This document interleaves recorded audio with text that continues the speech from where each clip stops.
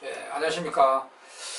자, 경제학 이제 문제풀이 다 이제 막바지에 다다라가는데 오늘 43강 국제경제학 계속 남은 문제들 풀도록 하겠습니다. 자, 국제경제학 이제 62번으로 한번 가보겠습니다.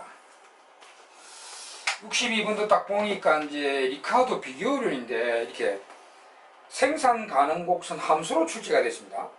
생산 가능 곡선도 생산량 정보죠. 자, 한번 문제 한번 읽어보겠습니다. 62번. 다음 글에 대한 설명으로 옳은 것은 했습니다. A국과 B국은 지금 XJ, YJ만을 생산하며 각국의 생산 가능 곡선, 그림이 나오기도 하지만 이건 함수로 나와버리죠. 다음과 같아. A국의 생산 가능 곡선은 Y는 마이너스 X 플러스 2000, Y는 마이너스 X 플러스 2000. B국의 생산 가능 곡선은 Y는 마이너스 X 플러스 1000 마이너스 X 플러스 1000 이렇게. 이 다음에는 이제 함수로 나왔는데 이걸 그림으로 한번 그려보겠습니다. 우리 1차 방정식 그림으로 그릴 수 있잖아요. 그죠? A국의 생산 가능 곡선은 한꺼번에 그릴까요? A국, B국 다. XJ, YJ. Y의 이제 기울기 마이너스 2고 Y 절편이 2000이잖아요. 그죠? 여기 2000. 기울기 마이너스 2니까 여기 1000이 되겠죠. 그죠? 여기 A국의 생산 가능 곡선이고요. B국은 기울기 마이너스 1이고 Y절편이 1000이죠. 1000. 그럼 기울기 마이너스 1이니까 여기도 1000이죠. 1000.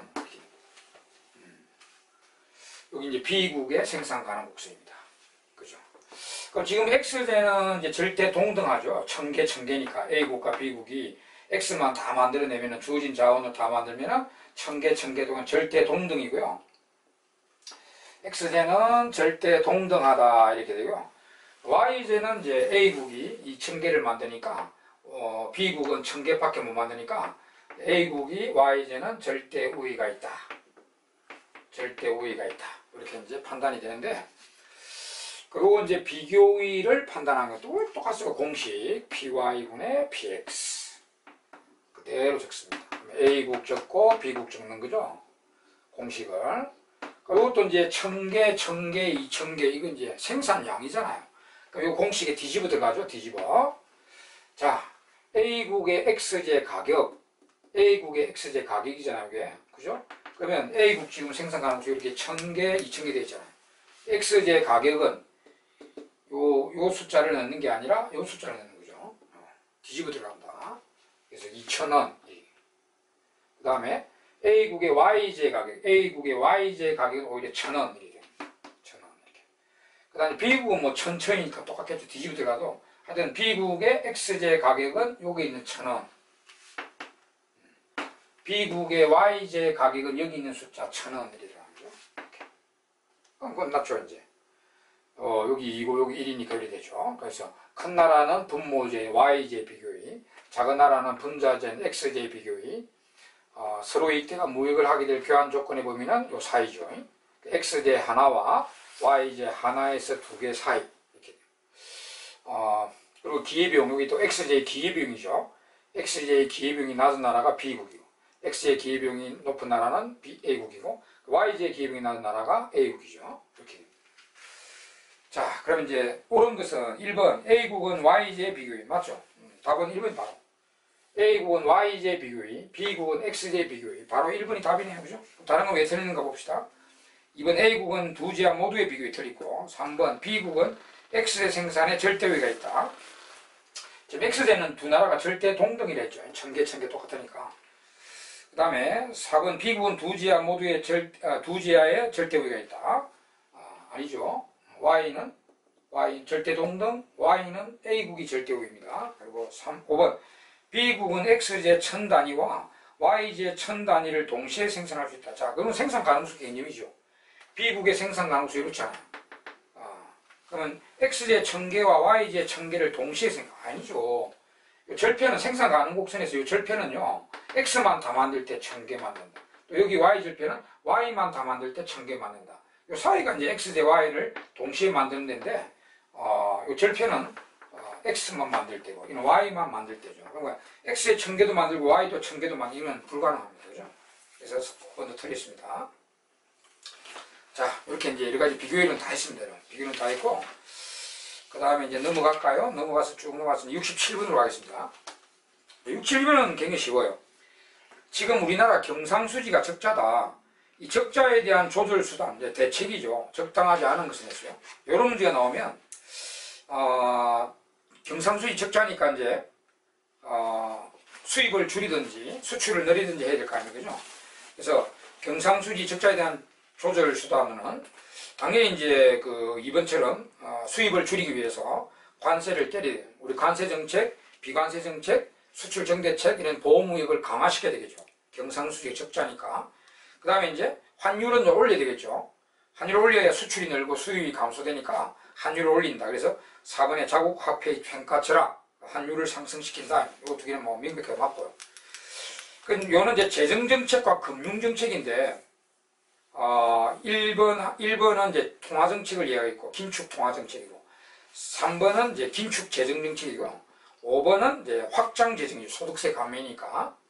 요런 문제는요, 재정금융을 어떻게 해야 되냐. 경상수지, 우리 이제 책에도, 우리 기본세에도, 이 국제수지 균형을 위한 방법에서 이렇게 나와 있죠. 경상수지가 적자 시에는 이걸 이제 개선을 시키기 위해, 거꾸로 하면 개선을 시키기 위해서는 수입을 줄이고 해야 돼요. 수출은 왜 생명수니까 조절하기 힘들고요. 수입을 줄이고 해야 되죠. 그러면 소득을 줄여야 되죠. 소득과 수입이 비례관계니까 소득을 줄이기 위해서는 이제 우리 긴축 재정과 긴축 금융이 필요하죠. 그죠? 긴축 재정, 긴축 금융이 필요합니다. 그래서 소득 줄이가 있고 수입을 줄여버려야 적자가 개선되겠죠. 그래서 이게 이제 긴축 재정, 긴축 금융입니다. 그래서 1, 3번은 맞고 5번은 확장 재정이잖아요. 소득세 가면은 소득이 증가되니까 수입이 더 증가돼 버리겠죠. 그래서 그 답입니다. 5번이 답이고. 그다음 우리 금융 재정이 적자하실 때는 자, 투자 자금이 적자다. 이거는 이렇게 하죠. 금융 재정이 투자 자금이죠. 이 적자 시에는 개선하기 위해서는 우리나라 쪽으로 외화가 유입되게 되잖아요. 우리나라로 투자가 들어오도록 해야 되잖아요. 그죠? 그러면 이제 제일 빠른 방법은 이제 이자율을 올리는 거죠. 우리나라 이자를 올리면 자금들이 확 한국에 투자 들어옵니다. 그럼 이자를 올리기 위해서는 재정은 확장 재정이 들어가야 되죠. IS 곡선은 우측으로 당겨야 이자율 올라가잖아요.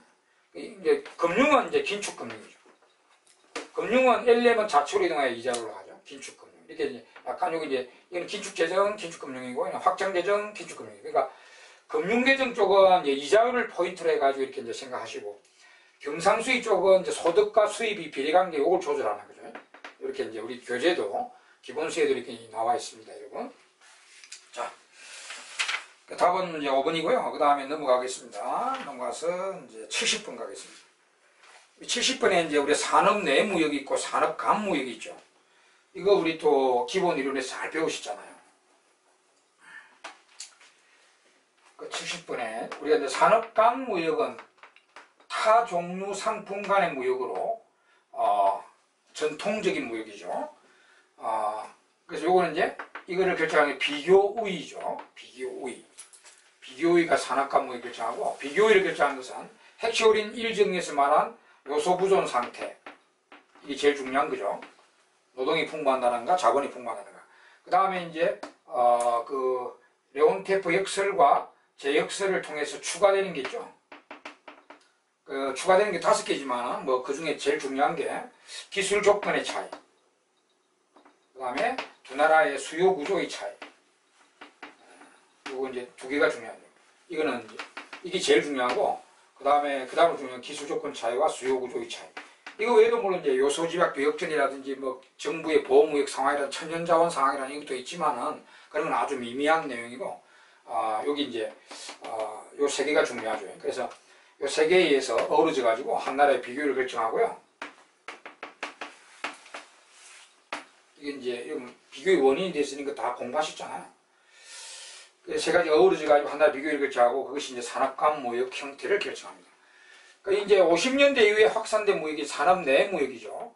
산업 내 무역은 동종의 공산품강, 동종류의 공산품강 교육이죠.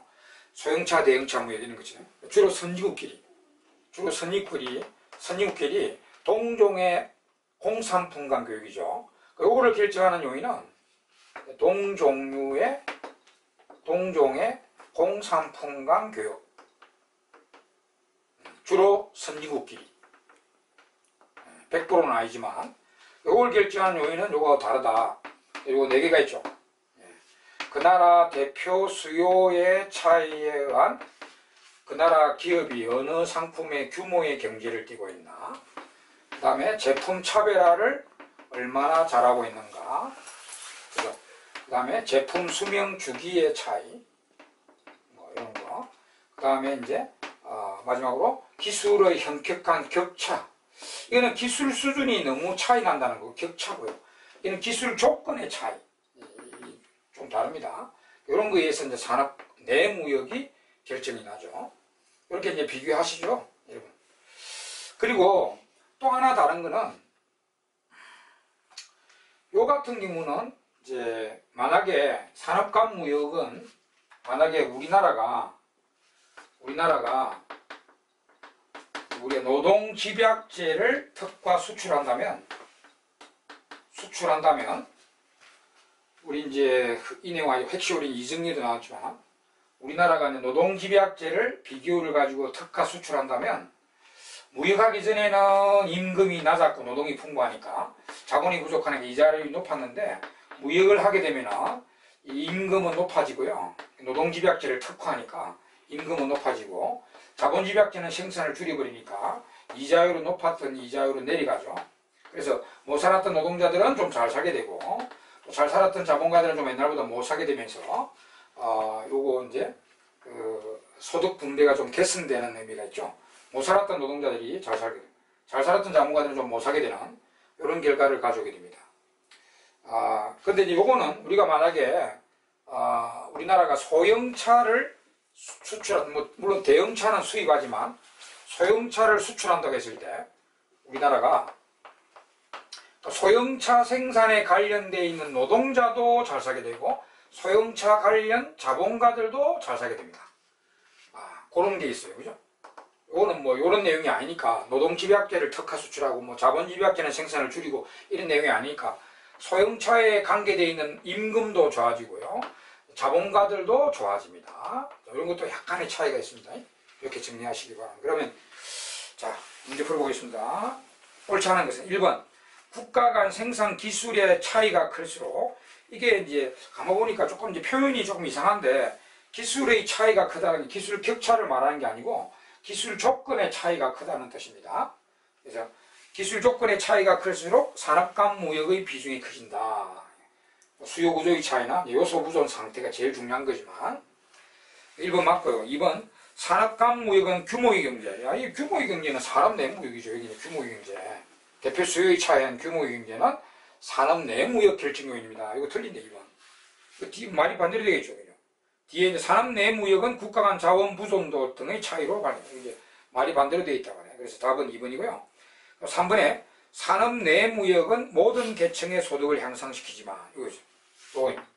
산업 내 무역에 소형차를 수출하면 소형차 관련 노동자도 잘 살고 자본가들도 잘 살게 되지만, 근데 산업 간 무역은 소득 분배에 영향을 미친다. 그러니까 잘 살았던 자본가들은 못 사게 되고요, 좀 못 살았던 노동자들은 좀 잘 살게 되는 이런 소득 분배에 영향을 미친다. 이것도 맞습니다. 4번에 최근 선진국을 중심으로 산업 내 무역의 비중이 점차 커지고 있다. 이렇게 되어 있죠. 네, 맞습니다. 자, 70분 그렇게 푸시면 되고, 그 다음에 이제 71번이 상당히 이제 까다로운 문제인데요. 71번이요. 이건 제가 나름대로 71번 같은 문제가 굉장히 까다롭습니다. 이게 이제 ISLM BP 모형으로 이렇게 출제되기도 하고, 이렇게 이제 자본시장이 완전히 개방된 상태의 변동환율 제도에서 이렇게 나옵니다. 이걸 이제 제가 나름대로 그 해설까지 되어 있는데, 이제 ISLM BP 모델에 해설이 되어 있어요. 해설이 되어 있는데, 나름대로 정리를 해드리겠습니다. 71번 일단 문제 한번 볼게요.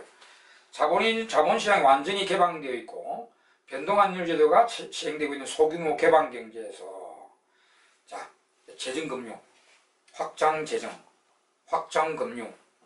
이거는 확장 통화정책인데, 확장적 금융정책이 경제에 미치는 여러가지 효과를 옳지 않은 것은 밑에 보니까 이자율, 환율, 소득, 자본은 유출되냐 안 되냐 이런 거 막 물어봤어요. 뭐 재정정책도 이렇게 물어볼 수 있습니다. 그래서 상당히 까다로운데 몇 번 이게 보시면 정리된 걸 보시면 뭐 빨리 풀 수가 있습니다. 근데 굉장히 원래 이걸 정리를 안 한 상태에서 이제 실제 이런 문제에 접하면 굉장히 까다로운 문제입니다. 그래서 이제 지금 제가 정리를 해드릴 테니까 정리한 대로 해서 공부해서 답을 하시기 바랍니다. 자, 어떤 문제에 이런 문제냐면은, 자, 문제를 보시면 이런 문제입니다. 이제 ISLM BP 모델에서 이렇게 하던지요. 먼델 플레밍의 ISLM BP 모형에서 이렇게 하든지, 아니면 이 말처럼요. 자본시장 개방되어 있고, 변동환율 제도화, 뭐 이런 식으로 이제 말로 나오든지. 우리 ISLM BP 모델이 자본시장 개방되어 있고, 물론 이제 자본이동이 불완전한 경우도 있겠지만 주로 이제 완전한 경우를 가정하죠. 자본이동이 완전하다 이 말입니다. 자본이동이 완전하다. 그리고 이제 오늘날 제도가 변동환율 제도니까 주로 변동환율 제도에서 물어보겠죠. 변동환율 제도화 이렇게 내든지, 아니면 이제 ISLM BP 모형에서 이렇게 이제 단서를 달고요. 그때 이제 재정정책이나 금융정책을 펼쳤을 때, 자, 재정이나 금융 아무거나 두 개 펼쳤을 때, 자, 물어보는 거예요. 제일 중요한 게 국민소득입니다. 국민소득. 그 다음에 환율, 그 다음으로 중요한 환율입니다. 환율. 그 다음에 이제 이자율, 여기 이제 요 두 개가 중요합니다. 주로 요 두 개를 많이 물어보죠. 국민소득 어떻게 되느냐, 환율 어찌 되느냐. 그 다음에 이제 이자율, 그 다음에 물어보고요. 그 다음에 이제 국채수지 어찌 되느냐. 국채수지는 이제 우리가 경상수지가 따로 있고, 자, 금융계정이 따로 있죠. 경상수지는 어찌 되지? 금융계정은 어떻게, 옛날 말로 하면 자본수지인데, 지금 금융계정이죠. 이런 게 어떻게 되지? 이런 문제입니다. 물론 다 물어볼 수도 있고요. 앞에 중요한 것만 물어볼 수도 있습니다. 자, 이 문제의 스타일을 잘 보세요. ISLM BP 모델에서 이렇게 하든지, 아니면 자본시장이 완전 개방된 자본이동이 완전한 경우에 이제 변동환율들 채택하는 나라에서 이렇게 하든지, 재정정책을 펼쳤다, 금융을 펼쳤다, 소득 어찌 되냐, 환율 어찌 되냐, 이자율 어찌 되냐, 경상수지는 어찌 되고, 금융계정은 어찌 되냐, 이렇게. 이미 우리 소득은 어찌 되는지 알고 있죠? 우리 앞에서 ISLM BP 모델의 전체적 결론은 이미 알고 있잖아요. 변동환율은 재정은 소득의 효과 없고, 금융만 소득의 효과 있죠. 소득은 이미 알고 있는 내용이죠. 그런 이제 자세한 내용을 물어본 건데, 자, 재정부터 한번 보겠습니다. 이제 그림으로 가지고 재정부터 한번 해보겠습니다.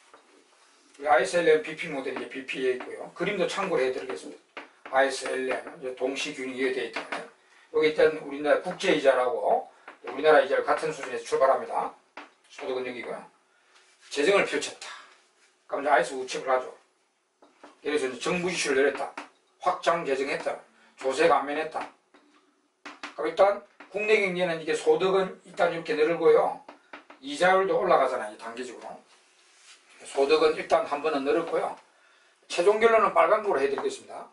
소득은 이제 한 번 늘고, 국내 경제 보면 소득 늘고 이자율도 오르잖아요. 그죠? 이렇게. 그럼 이자율이 오르면 외화가 유출될 것입니다. 외화 유출. 외화 유입이죠. 우리나라 이자율이 오르니까 우리나라 쪽으로 투자가 들어오겠죠. 그럼 요거 때문에 금융계정은 개선이 됩니다. 금융계정은 무조건 개선입니다. 끝났어요, 여기는. 외화 유입으로 금융계정 반드시 개선. 흑자라 해도 되고 개선이라 해도 됩니다. 흑자라 할까요, 흑자. 그럼 외화 유입 이제 환율은 반드시 하락하겠죠. 절상이죠. 평가절상, 환율 내려갑니다. 그러면 여기 이제 수출이 감소되고 수입이 증가됩니다. 수출 감소, 수입 증가돼서 소득이 떨어져 버리겠죠. 그래서 소득은 여기서는 올라갔지만 여기 이제 소득이 떨어져 가지고 결국 소득은 불변이 되겠습니다. 소득은 불변.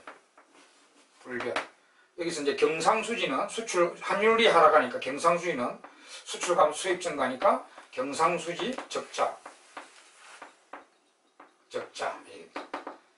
그럼 다 됐죠, 이거. 하나, 둘, 요거 4개 다 됐죠. 금융계정은 반드시 흑자.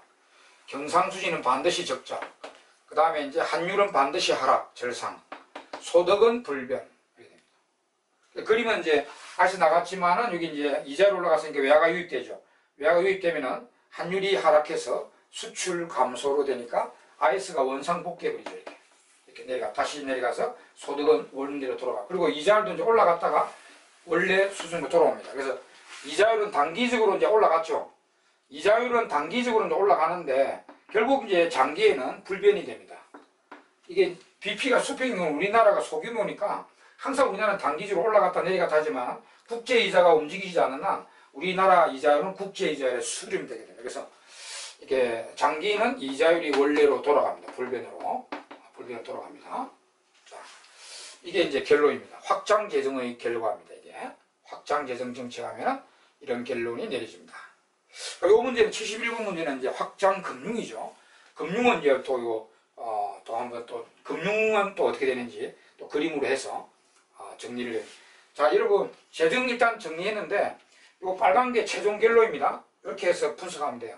그림상은 이제 IS 나갔다가 다시 이제 환율 하락으로 수출 감소로 다시 IS가 원상 복귀해서 최종 균형은 여기로 들어갑니다. 이거 기각하시면 더 기각이 좋죠. 이자율은 단기적으로 올라갔다가 결국으로 불변으로 돌아오고요. 소득도 이제 불변으로 돌아오고요. 근데 불변 이제 환율은 이제 외화가 유입되니까 환율은 반드시 하락입니다. 그 다음에 이제 수출 감소 수입 증가 경상수지는 반드시 적자. 처음에 외화가 유입되니까 금융계정은 반드시 흑자. 이런 식으로 정리가 되면 되겠습니다. 자, 이제 금융정책을 이제 정리를 해드리겠습니다. 자, 금융정책을 이제 정리를 해드리면 확장금융으로 정리해드리겠습니다. 이 문제도 확장금융정책이니까 통화량 증가시켰다. 확장금융. 여기 보면은 이제 LM이 먼저 오른쪽 가까이 합니다. 여기 통화량 증가시키면 그러면 이제 단기적 균형으로 가죠. 그래서 이자율을 일단 내려가고요. 소득은 한번 늘어나죠. 그래서 국내 경제만 보면 이제 소득은 늘고 이자율이 내려가잖아요. 그죠? 단기적으로. 그 다음에 이제 이자율이 내려가니까 외화가 유출되잖아요.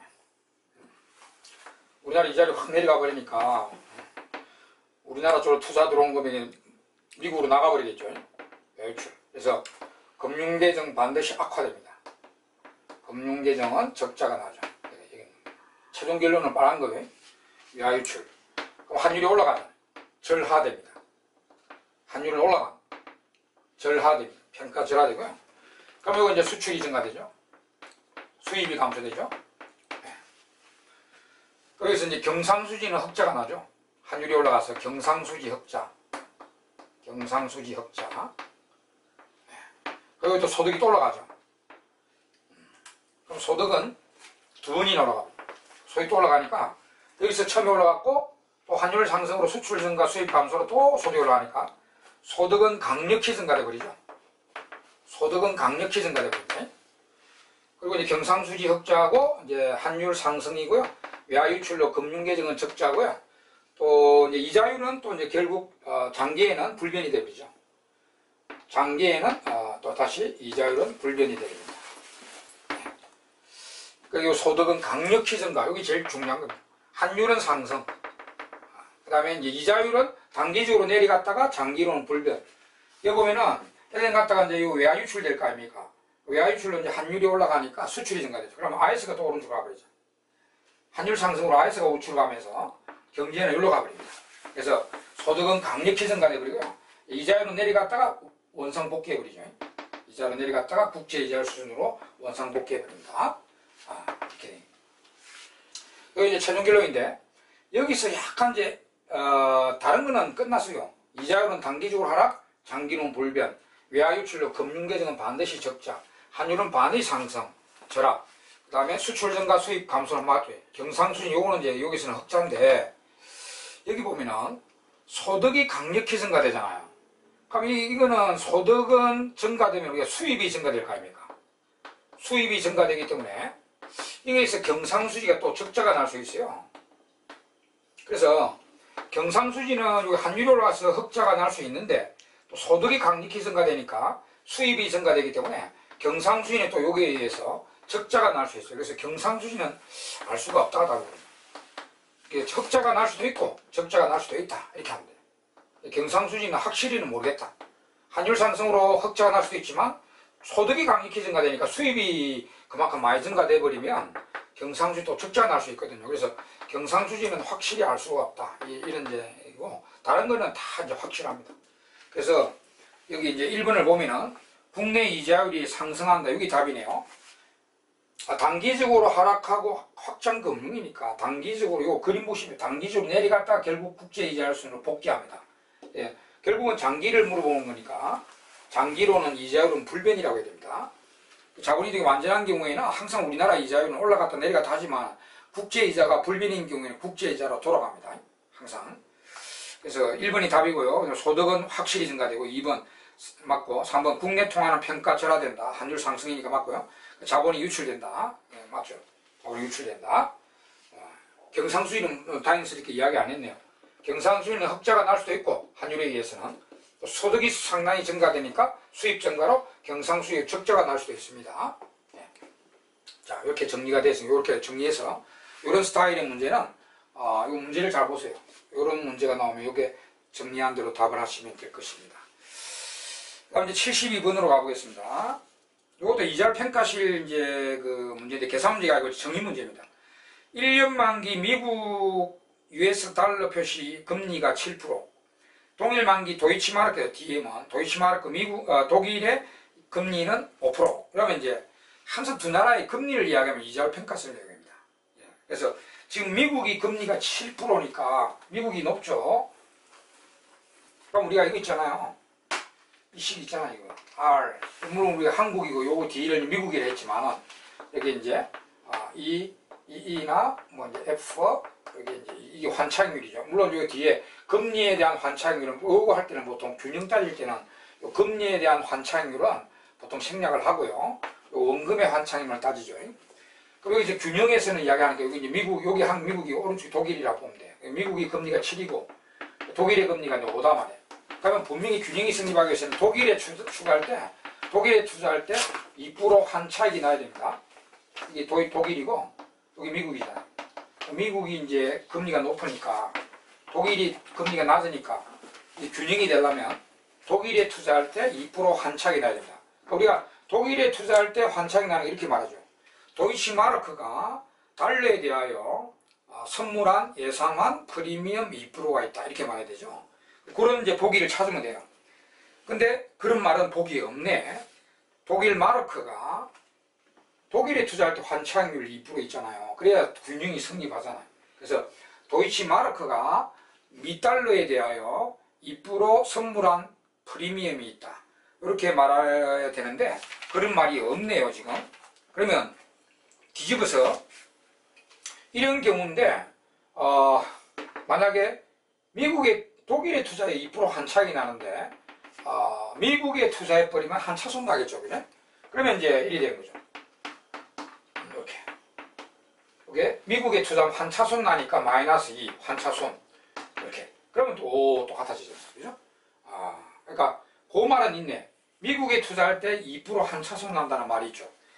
1번입니다. 미달러가 독일 마르크에 대하여 2% 선물한 디스카운트가 있다. 이거는 디스카운트가 한차손이잖아요.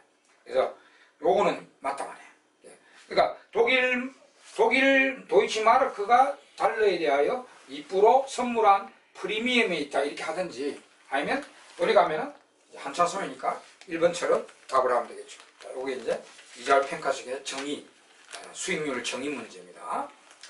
그렇게 하시고 그럼 넘어가세요. 쭉 넘어가서 뭐 뒤에 있는 것들은 다 앞에 다 풀어봤던 문제들이고요. 쭉 넘어가서 이제 85번 가겠습니다. 자, 85번 같은 것도 굉장히 이제 좋은 문제고 고급 문제입니다. 한번 보세요. 자, 85번. 어떤 나라의 국제 수지표에서 경상수지와 재화 및 서비수지 크기는 같다. 경상수지, 재화 및 서비수지만 있단 말이죠. 같다. 그리고 준비사산 증감이 없다. 준비사산 증감이 없다는 것은 이제 외환 증가 감소도 실질적 국제수지도 균형이다 이 말이죠. 준비사산 증감이 없다 이렇게 생각. 실질적 국제수지도 균형이다 이 말입니다. 경상수지는 지금 이제 상품 및 서비수지만 있다. 이렇게 돼 있고,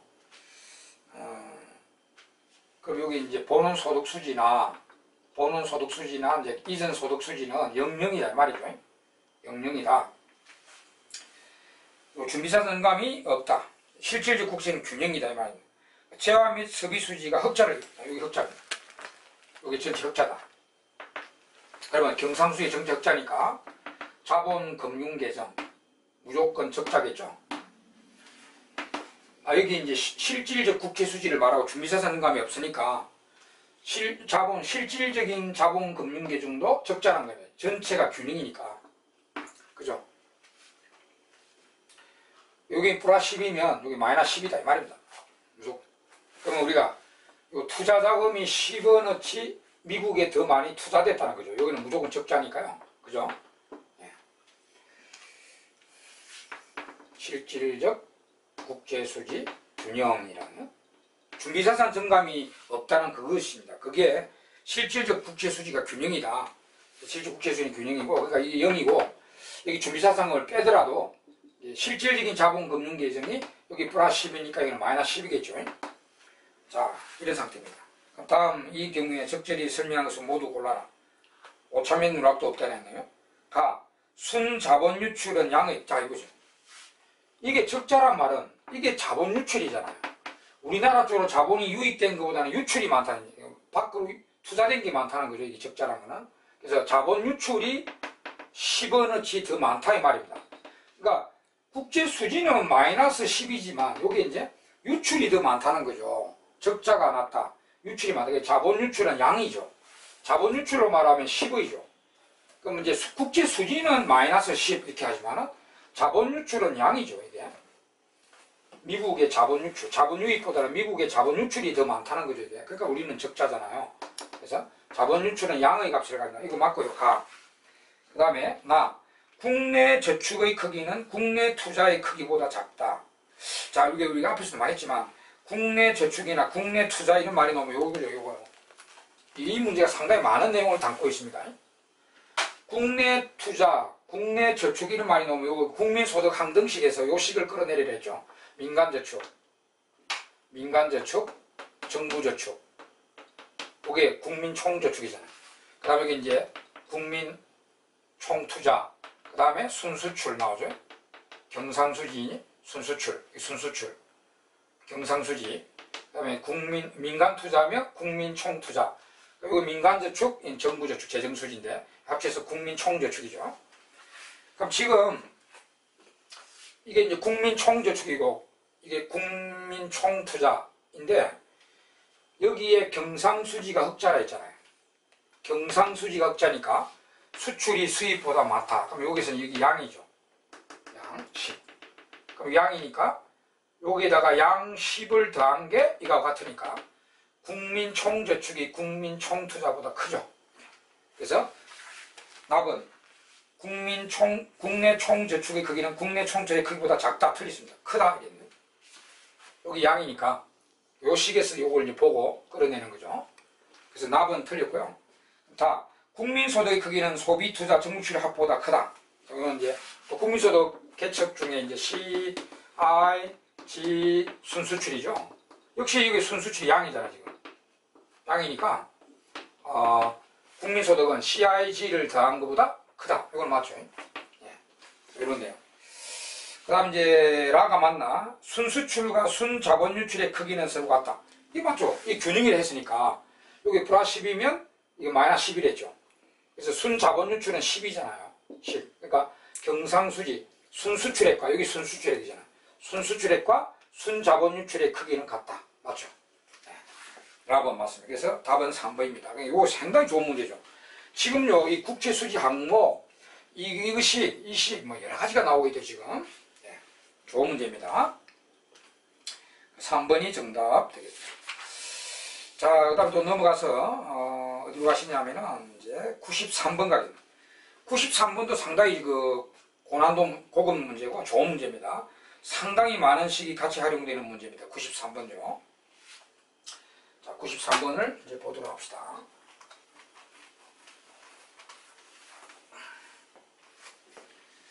자, 구매력 평가설과 이자율 평가설이 성립한다. 자, 이게 구매력 평가설이 성립하면 뭐죠? 우리나라 물가 상승률과 미국의 물가 상승률 차이만큼 우리나라 환율이 변한다. 구매력 평가설. 그 다음에 이자율 평가설.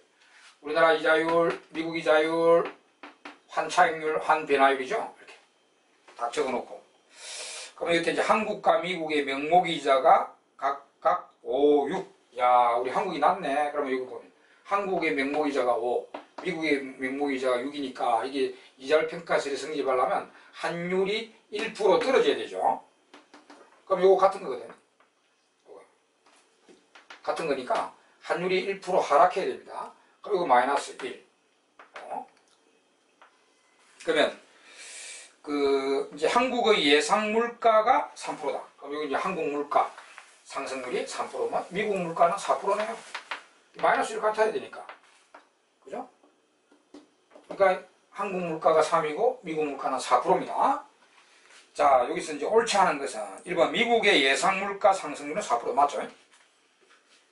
4%고 그 다음에 2번 달러에 대한 원화의 실질 환율까지 물어봤어요. 실질 환율은 상승한다 해요. 야, 이 두 식 외에도 실질 환율까지 물어봤죠. 보기 2번에서. 우리가 지금 실질 환율의 변화율은 이제 변화율로 하니까 명목 환율의 변화율 플러스 미국 물가 변화율 빼기 한국 물가 변화율이죠. 여기 실질 환율을 변화율로 했을 때 이렇게 나오죠. 그러면 한번 봅시다. 이게 명목 환율은 마이너스 1이죠. 여기 명목 환율이잖아요. 이거. 명목 환율이 마이너스 1. 미국 물가는 4. 요 플러스 마이너스 공식입니다. 4 마이너스 한국 물가는 3 이렇게. 그럼 실질 환율의 변화율은 마이너스 1 플러스 3 마이너스 3 0이네요. 0 그죠? 그래서 실질 환율 변화율이 0%입니다. 그 답은 2번이네. 달러에 대한 원화의 실질 환율은 상승한다. 틀리죠? 변화 없다거든요. 답은 2번이고 3번에 한국과 미국의 실질 이자 통해 또야 이거 실질 이자가 물어봤네. PC 효과까지 나와요. PC 효과까지. PC 효과는 실질 이자율은 명목 이자율 빼기 물가 상승률이죠. 그죠? 그러면 한국은 명목 이자가 5죠. 그리고 물가 상승률이 3이니까 한국의 실질 이자 2%고요. 미국도 볼까요? 미국의 명목 이자는 6. 미국 물가 상승률은 4니까 4 빼면 미국 실질 이자도 2네요. 이렇게. PC 효과까지 나왔어요. PC 효과. 그 다음에 실질 환율 변화율 공식, 이자율 평가실 공식, 구매력 평가실 공식. 야, 식 4개를 이용하고 있는 문제입니다. 상당히 좋은 문제죠. 그래서 자 3번 한국과 미국의 실질 이자는 동일하다. 2% 고정이 맞고 그 다음에 4번 원달러 환율은 1% 하락할 것으로 예상돼. 맞죠? 이거. 애초에 여기 환율 변화율이 1% 하락할 것으로 나오죠. 맞습니다. 자, 이것도 좋은 문제입니다. 답은 2번 되겠습니다. 자, 넘어가서 여러분 이제 94번은 앞에 제가 설명드렸죠. 앞에 문제 앞에 그 ISLM BP 모델 하. 다음 문제 한번 읽어보겠습니다. 자본이동 및 무역 거래가 완전히 자유롭고 보세요. 변동환율도 채택하면은 소규모 개방 경제인 A국에서 확대 재정이 실시됐을 때 ISLM 모형이 이게 ISLM BP 모형입니다. 그러니까 이런 문제를 앞뒤로 다 해야겠죠. 자본이동 완전 자유롭고 변동환율 시대 소규모 개방 경제에서 또 ISLM BP 모형에 의하면 이게 다 명백하게 정의하고 있고 재정정책입니다. 확장 재정정책을 했을 때 국민소득과 환율 제일 중요한 거 두 개만 물어. 국민소득은 어찌 되고 환율은 어찌 됐냐. 이거는 막 복잡하게 안 물어봤죠. 제일 중요한 국민소득과 환율은 어찌 됐냐 이렇게 물어. 그 앞에 정리한 거 했잖아. 확장 재정은 소득은 무조건 결국은 불변이 되죠. 변동환율도 재정정책은 소득은 결국 불변. 그 다음 환율은 이제 외워도 되고요. 일단 재정을 하면 우리 확장 재정하면 우리나라 이자율이 단기적으로 올라가잖아요. 확장되지만 아이스가 우측으로 단기적으로 이자 올라가잖아. 그러면 외화가 유입되게 됩니다. 한국으로 투자 자금이 들어옵니다. 그러면 환율이 내려가잖아요. 환율이 내려가는 게 절상되는 거죠. 절상. 그래서 1번이 답이네. 절상이니까 환율 하락이고 절상이니까 A국 통화 강세, 소득은 불변. 답은 1번 바로. 그러니까 아까 그런 걸 내용을 정리하면 이런 문제 쉽게 답이 나오잖아요. 그 정리해 놓으면 이런 답을 하기가 힘듭니다. 굉장히. 그죠? 자. 이렇게 해서 이제 그 뒤에 문제도 뭐 앞에 다 풀어봤던 문제들이고 해서 일단 우리 기본 요 이제 객관식 문제집의 문제는 중요 문제, 핵심 문제들을 우리 43강이죠. 43강에 걸쳐서 여러분 되도록이면 제가 뭐 좋은 문제들 다 함축된 문제들을 풀려고 노력했습니다. 그래서 물론 뭐 제가 수업 시간에 안 푼 것도 욕심이 있으신 분은 시간이 좀 여유롭고 하면은 이제 수업 시간에 안 푼 문제들도 풀어보시기 바랍니다. 그리고 그 뒤에 우리 이제 부록편에 수식계산 문제 총정리죠. 우리 앞에 다 풀었던 수식계산 문제들인데 한꺼번에 계산 문제만 이게 총정리되어 있거든요. 이것들 반드시 좋은 자료로 활용하시기 바랍니다. 왜냐면 경제학 요새 각종 경제학 시험이 계산 문제가 50% 이상 출제됩니다. 50%죠. 40문제 출제하면 20문제 이상, 20문제 출제하면 10문제 이상 계산 문제입니다. 그래서 계산 문제를 우리가 완벽하게 대비를 해야만 고득점이 되거든요. 그래서 또 한번 우리가 이제 앞에 다 풀어본 문제들이지만 계산 문제만 완전히 이게 정리돼가 유형별로 정리해가지고 이렇게 그 계산 문제를 총 정리해놨으니까 내용은 여러분들이 앞에 다 풀어봤던 문제들입니다. 그러니까 훈련만 하시면 계산 문제는 빨리 풀 수 있도록 훈련만 하시면 된다. 문제를 딱 보고 이거는 어떻게 푼다? 그러니까 이렇게 풀자. 빨리 풀어내는 훈련만 돼가 있어야 되거든요. 그래서 계산 문제만 전체 정리해서 이렇게 되겠으니까 이것도 좋은 자료로 활용하시기 바랍니다. 알겠죠? 이건 답이 뒤에 다 답이 나와 있거든요. 그래서 이것도 좋은 자료로 활용하시고요. 계산 문제는 거의 90%가 이 유형에서 나옵니다.